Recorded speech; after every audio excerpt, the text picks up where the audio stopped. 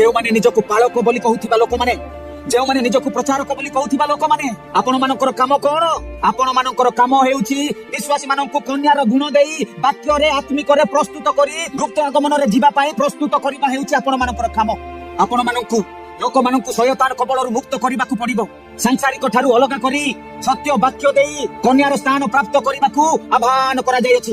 ଯଦି ଆପଣମାନେ କନ୍ୟାକୁ ପ୍ରସ୍ତୁତ କରୁନାହାନ୍ତି, ଗୁପ୍ତ ଆଗମନରେ ଯିବାକୁ ମଣ୍ଡଳୀକୁ ପ୍ରସ୍ତୁତ କରୁନାହାନ୍ତି, ଯଦି ମଣ୍ଡଳୀକୁ ପାପ ଠାରୁ ଦୂରେଇ ରଖୁନାହାନ୍ତି, ମଣ୍ଡଳୀକୁ ବାକ୍ୟ ହିସାବରେ ନ ଚଳେଇ ନିଜର ଇଚ୍ଛା ଅନୁସାରେ ସାଂସାରିକର ଲୋକମାନଙ୍କ ପରି ଚାଲୁଛନ୍ତି, ଯଦି ପୃଥକ ଜୀବନ ଯାପନ କରୁନାହାନ୍ତି, ତେବେ ସାବଧାନ, କାରଣ ପରମେଶ୍ୱର ନିଜେ କହୁଛନ୍ତି ଜିରିମିୟ 50 ପର୍ବ 6 ପଦରେ, ଆମ୍ଭର ଲୋକମାନେ ହଜିଲା ମେଷ ହୋଇଅଛନ୍ତି, ସେମାନଙ୍କର ପାଳକମାନେ ସେମାନଙ୍କୁ ବିପଥରେ ଗମନ କରାଇଅଛନ୍ତି, ନାନା ପର୍ବତରେ ସେମାନଙ୍କୁ ପଥ ହୁଡ଼ାଇ ଭ୍ରମଣ କରାଇଅଛନ୍ତି। ସେମାନେ ପର୍ବତରୁ ଉପପର୍ବତକୁ ଗମନ କରିଅଛନ୍ତି, ସେମାନେ ଆପଣମାନଙ୍କର ବିଶ୍ରାମ ସ୍ଥାନ ଆସରିଅଛନ୍ତି। ହାଲେଲୁୟା। ପୁଣି ପଢନ୍ତୁ ଜିରିମିୟ 23 ପର୍ବ 1 ପଦ ଏବଂ 2 ପଦ। ସଦାପ୍ରଭୁ କହନ୍ତି, ଯେଉଁ ପାଳକମାନେ ଆମ୍ଭ ଚରାସ୍ଥାନର ମେଷମାନଙ୍କୁ ନଷ୍ଟ ଓ ଛିନ୍ନ ଭିନ୍ନ କରନ୍ତି, ସେମାନେ ସନ୍ତାପର ପାତ୍ର।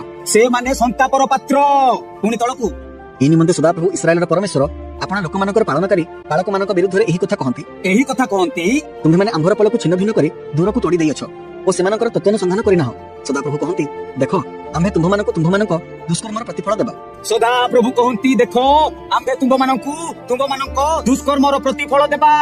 ଦେଖନ୍ତୁ ହେ ପାଳକ ପ୍ରଚାରକ ମାନେ, ଯେଉଁ କାମ ପାଇଁ ଆପଣମାନଙ୍କୁ ପରମେଶ୍ୱର ଆହ୍ୱାନ କରିଛନ୍ତି ସେହି କାମରେ ଅଛନ୍ତି ତ, ନା ସଂସାରରେ ମିଶି ବିଶ୍ୱାସୀ ମାନଙ୍କୁ ମଧ୍ୟ ଟାଣି ନେଉଛନ୍ତି? ନିଜକୁ ପରୀକ୍ଷା କରିକି ଦେଖନ୍ତୁ, ବଞ୍ଚିଯିବେ।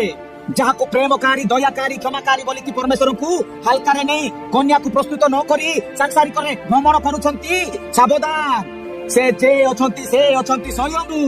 ଆଜି ଅନେକ ବିଶ୍ୱାସୀ ମାନେ ଗୋଟିଏ ଗୋଡ଼ ସଂସାରରେ ଏବଂ ଆଉ ଗୋଟିଏ ଗୋଡ଼ ସିଅନର ପଥରେ ରଖିଛନ୍ତି।